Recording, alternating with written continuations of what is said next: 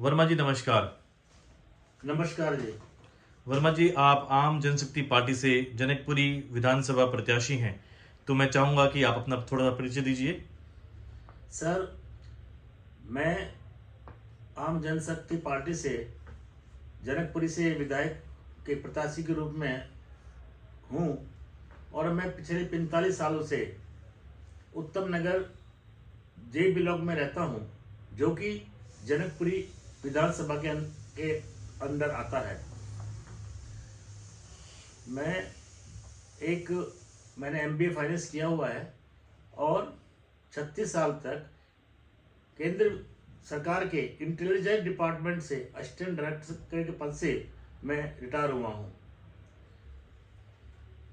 जी धन्यवाद। तो वर्मा जी, आप जैसे कि खड़े हुए हैं इलेक्शन में, तो मैं आपसे कुछ 2-3 सवाल करना चाहूंगा, अगर आपकी अनुमति हो तो। करिए सर, करिए। अब वर्मा जी, आप वर्तमान राजनीति में और 15 से 20 साल की राजनीति में क्या अंतर समझते हैं? देखिए जी, 15-20 साल पहले की राजनीति में सरकारें या पार्टियां अपने किए हुए कामों के वादे पूरे करने पर वोट मांगती थी। जो वो जन सेवा के अच्छे कार्य करती थी उनको दिखाकर वोट मांगती थी।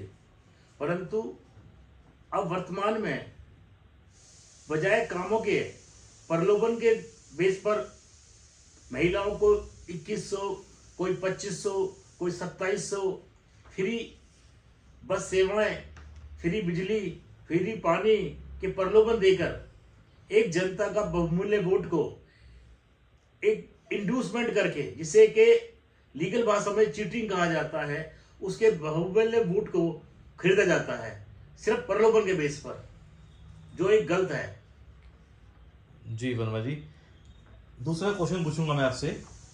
आपके विचार से फ्री रेवड़ी एवं महिलाओं के सम्मान में 2500 रुपये, जो कि बीजेपी ने वादा किया है, 2700 रुपये अभी कांग्रेस ने वादा किया है, और 2100 रुपये केजरीवाल सरकार, जो कि आम आदमी पार्टी ने वादा किया है, रुपए देने पर जनहित कार्य पर क्या असर पड़ता है? देखिए जी, जो भी ये वादे किए जा रहे हैं, ये पब्लिक के साथ एक धोखा है। अगर आप देखें तो हमारे मॉडल कोड ऑफ कंडक्ट के जनरल कंडक्ट में पैरा 8 के अंदर ये साफ साफ बताया गया है कि अपने मैनिफेस्टो में अगर आप कोई वादा करते हो तो आपको ये बताना होगा कि आप उस वादे को पूरा कैसे करेंगे। जैसे मैं आपको एक एग्जांपल देता हूं, जैसे कि आप गूगल के इंफॉर्मेशन के हिसाब से जो जनता की दिल्ली की टोटल पॉपुलेशन है वो 2024 में 3.38 करोड़ है जी। और जिसमें से वुमेन की जनसंख्या 1.68 करोड़ है। मान लो उसमें से 18 साल से ऊपर की औरतों की जनसंख्या 1.20 लाख हो, 1 करोड़ 20 लाख हो, तो अगर आप 1 करोड़ 20 लाख को 2500 के हिसाब से उनको पैसे देते हैं तो ये टोटल अमाउंट आता है लगभग 3000 करोड़ महीने का। जी। और इसको आप अगर साल का निकालते हैं तो ये हो जाता है 36,000 करोड़।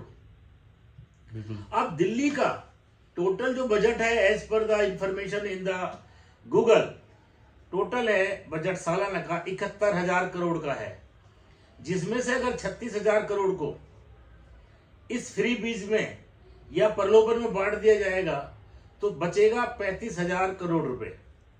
अब आप ये सोचिए कि 35,000 करोड़ में से आपको फ्री बिजली भी देनी है, आपको फ्री जो है पानी भी देना है, आपको जो है जितने भी दिल्ली के डिपार्टमेंट हैं उन सबको तनख्वाहें भी देनी है, आपको 70 विधायकों की तनख्वाहें भी देनी है और उनकी सुविधाएं भी देनी है।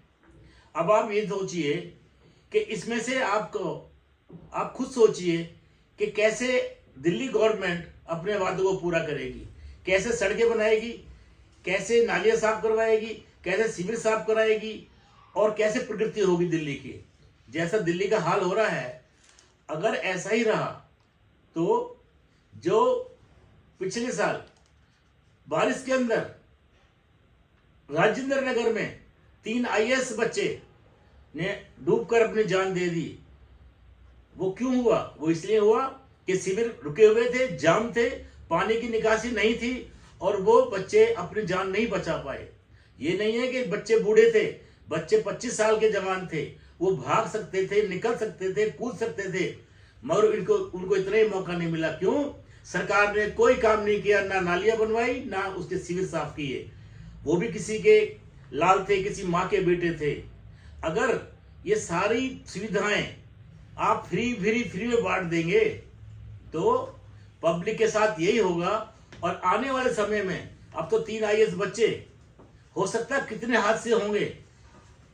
इसलिए ये सारा जो है एक पब्लिक को बेवकूफ बनाने वाला और भ्रमित करने वाला है। जी, सही कहा आपने। अच्छा वर्मा जी, मैं आपसे एक आखिरी सवाल और करना चाहूँगा, अगर आपकी परमिशन हो तो।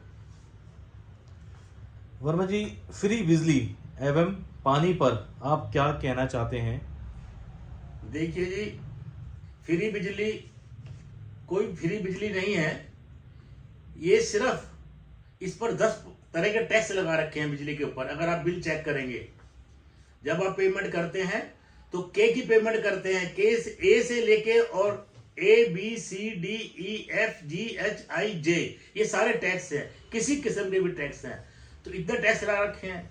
दूसरा, फ्री कहाँ से फ्री है? जिसके घर में एसी लग गया, गीजर लग गया, बुजुर्ग माँ बाप हैं, छोटे बच्चे हैं, दिल्ली का जो है गर्मी का लेवल जो 45 डिग्री तक चला जाता है, इसलिए ये जरूरी है। इसलिए आम जनरल पब्लिक के लिए कोई सुविधा नहीं है, सिर्फ कुछ समाज के कुछ तत्व के लिए 5-10% के लिए थोड़ा ये फ्री किया हुआ है। और उसी फ्री के प्रलोभन पर ये सत्ता पर अपना कब्जा करते हैं। हालांकि अगर इनको फ्री ही करना है तो इसके दूसरे सोर्स हैं कि आप इसके स्लैब को कम कर दीजिए। जो स्लैब 5 रुपए का है उसको 2 रुपए कर दीजिए, 10 वाले को 4 रुपए कर दीजिए, ताकि सभी को फर्क पड़े। को एक स्पेशल उसको क्यों? और अब देखिए दुकानदारों को क्या फायदा है? टैक्स दुकानदार देता है, हायर क्लास देती है, उसको क्या फायदा है? क्यों नहीं दुकानदारों का भी बिजली का बिल में कम से कम 100 यूनिट तो छूट की जाए। अगर 200 यूनिट नहीं, उनको तो फायदा होना चाहिए। और दूसरी बात, महिलाओं को फ्री, महिलाओं के लिए बस फ्री, महिलाओं सम्मान में 2100 रुपए, 2500, 2700, सिर्फ महिलाओं के लिए है। ये सब कुछ सुविधा महिलाओं के लिए है। पुरुषों के लिए कुछ भी नहीं है। पुरुष भी तो बेचारे 75 साल के, 80 साल के, 60 साल से ऊपर के बहुत सारे पुरुष हैं, उनके लिए कोई सुविधा है? कोई सुविधा नहीं है। हमारा ये सुझाव है, अगर आपको सुविधा देनी है तो समाज को बांटिए मत। आप तो पुरुष और स्त्री के अंदर समाज को बांट रहे हो। सारे सम्मान औरतों के लिए हैं, महिलाओं के लिए हैं, पुरुषों के लिए कुछ भी नहीं है। हमारा सुझाव है, अगर आपको देना है तो जो महिला 50,000 रुपये महीना कमाती है वो तो फ्री जाएगी बस में। जो एक लेबर बेचारा 60 साल का लेबर या कोई भी मजदूर जाएगा, वो 25 रुपए की टिकट लेगा। अगर आपको सुविधा देनी है तो बराबर दीजिए। आप 25 रुपए की टिकट को 5 रुपए कर दीजिए, 10 रुपए कर दीजिए। जितने भी 65 साल 60 साल से ऊपर के पुरुष या महिला हैं, उनको 5 रुपए की टिकट कर दीजिए, 10 की टिकट कर दीजिए। सिर्फ महिलाओं को फ्री क्यों? महिलाओं को फ्री। और इसी प्रकार से बिजली के बिल में बताया स्लैब कर दीजिए। दूसरा, पानी के लिए, पानी गंदा आ रहा है, सब बीमार होते हैं, हॉस्पिटल जाते हैं, इलाज नहीं करा पाते, खर्चा करना पड़ता है। अरे आप वो पैसा खर्च करिए पानी को साफ करने पे, उनको साफ पानी दीजिए। अब देखिए, आम जनता को तो दिल्ली के अस्पतालों में धक्के खाने पड़ते हैं। ये वो तो है नहीं कि जो अपनी खांसी सही कराने के लिए बेंगलोर से इलाज कराएंगे। तो इसलिए ये जनता के साथ एक धोखा है। जनता को समझना चाहिए और उसको वोट उसको दे जो व्यक्ति पढ़ा लिखा हो, समझदार हो, आपके हितों के बारे में बात करता हो। फ्री बीज के द्वारा या फ्री में दिल्ली बर्बाद हो जाएगी। मेरा आप सबसे यही प्रार्थना है कि वोट दीजिए, समझ के दीजिए, समझदार को दीजिए। धन्यवाद। बहुत बहुत धन्यवाद वर्मा जी। हम आपसे प्रार्थना करते हैं, हम भगवान से प्रार्थना करते हैं कि आप अपने इस चुनाव में पूर्ण रूप से सक्सेसफुल हों। और आपने बहुत ही अच्छे तरीके से जिस डाटा को आपने पेश किया है जनता के सामने, शायद जनता इसको जाने और इसके ऊपर अमल करे। बहुत बहुत धन्यवाद। धन्यवाद जी।